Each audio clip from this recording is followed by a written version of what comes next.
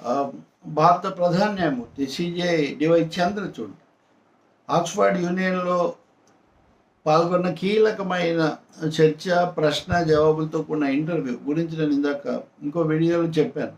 దాంట్లో ఆయన న్యాయ వ్యవస్థ గురించి, న్యాయమూర్తుల గురించి చాలా ముఖ్యమైన వ్యాఖ్యలు చేశారు. అంతకు ముందు కూడా కలకత్తాలో ఆయన ఈ శిక్షణా తరగతులు లాంటి వాటిలో ఇండియన్ జ్యుడిషియల్ అకాడమీ శిక్షణా తరగతులు వాటిలో పాల్గొంటూ మరిన్ని కొన్ని వ్యాఖ్యలు చేశారు. ఇవన్నీ కలిపి చూస్తే ఒక సమగ్ర దృష్టికోణం. చంద్రచూడ్ హయాంలో కూడా చాలా లోపాలు ఉన్నాయి, అదేదో ఒక మాట. కానీ అనేక విషయాల్లో కొంచెం సూటిగా అభిప్రాయం చెప్పే ఒక పద్ధతి అయితే ఆయన పాటిస్తూ ఉంటారు. ఆయన కోల్కతాలో మాట్లాడుతూ అసలు అంతకుముందు మమతా బెనర్జీ ముఖ్యమంత్రి మాట్లాడుతూ కోర్టులు అంటే న్యాయ దేవాలయాలు లాంటివి అని ఆమె అన్నారు. ఆమెకు మళ్ళీ బెంగాల్లో కోర్టులతో ఆమెకు పేచి ఉంది. బెంగాల్ హైకోర్టు న్యాయమూర్తి ఒక ఆయన రాజీనామా చేసి అక్కడ బెంచ్ మీద ఉన్నప్పుడే నేను బీజేపీలో చేరొచ్చాను ప్రకటించి చేరి పోటీ కూడా చేశాడు. కాబట్టి చాలా ఇబ్బందికరమైన పరిస్థితి. అందుకని ఆమె ఆ సందర్భంలో విమర్శ చేశారు.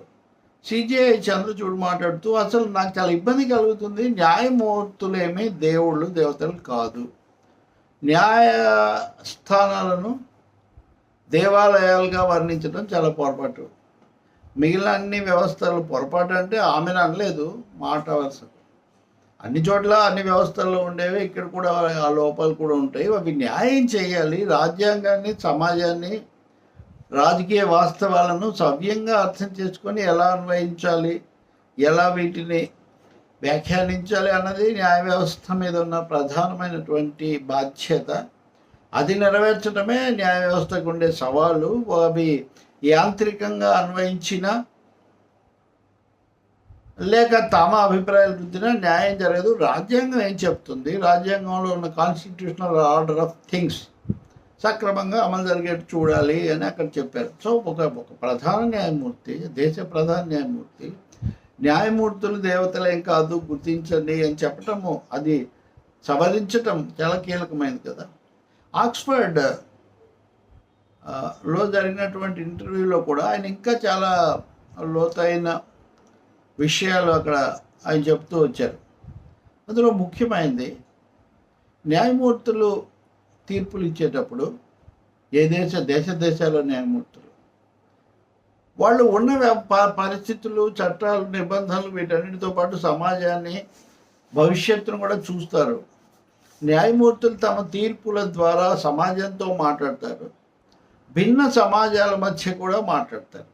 భిన్న సమాజాలు అన్నప్పుడు గతంలో ఉన్న సమాజం, ఇప్పుడు నడుస్తున్న సమాజం, రేపు రాబోయే సమాజం, ఈ దేశంలో ఉన్న సమాజం, మరొక దేశంలో ఉన్న సమాజం, వీటన్నిటి మధ్యలో ఉండే అంతఃసంబంధాలు, ఉమ్మడి అంశాలు కూడా న్యాయమూర్తులు ఇచ్చే తీర్పుల్లో ప్రతిబింబిస్తూ ఉంటాయి అని ఆయన చెప్పాడనమాట. అంతేకాకుండా ఓ మాట చెప్పారు. ఉదాహరణకు ఇప్పుడు స్వలింగ వివాహాలు ఇలాంటి అంశాల్లో ఆయన ఇచ్చినటువంటి ఆయన వ్యాఖ్యానాలు, ఆయన మైనారిటీ అభిప్రాయాలు చాలా సంచలనం కూడా కలిగించాయి కదా. వాటి మీద అంతకుముందు ఆయన తీర్పు కూడా వాళ్ళ నాన్న సీనియర్ చంద్రచూడ్ దానికి కూడా భిన్నంగా ఆయన ప్రధాన న్యాయమూర్తిగా ఎక్కువ కాలం పనిచేశారు.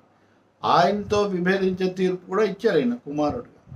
దాని గురించి చెప్తూ నాది మైనారిటీ అభిప్రాయం, ఆయన మా న్యాయస్థానం గౌరవించి దానికి చోటు కల్పించింది, నేను చేసిన మైనారిటీ వ్యాఖ్యానాన్ని మరో న్యాయస్థానం దాన్ని ప్రస్తావించింది, కాబట్టి ఈ విధంగా భిన్న సమాజాలు మాట్లాడుకుంటాయి, ఇతర దేశాల్లో తీర్పులు కూడా అధ్యయనం చేస్తాయి.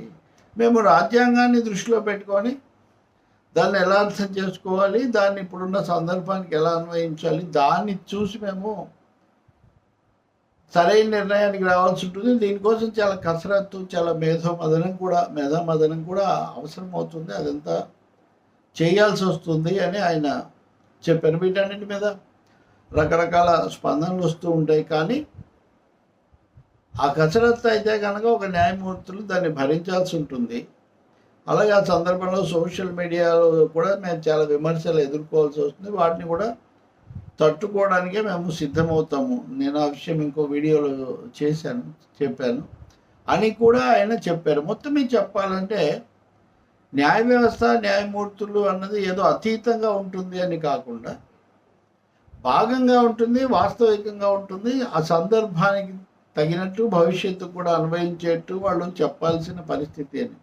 భారతదేశంలో న్యాయస్థానాలు ముఖ్యంగా న్యాయమూర్తుల కొరత కారణంగా విపరీతమైన భారం వాటి మీద చాలా తక్కువ. భారతదేశంలో ప్రజలకు జడ్జీలకు మధ్యలో నిష్పత్తి చూస్తే చాలా చాలా తక్కువ మంది ఉంటారు.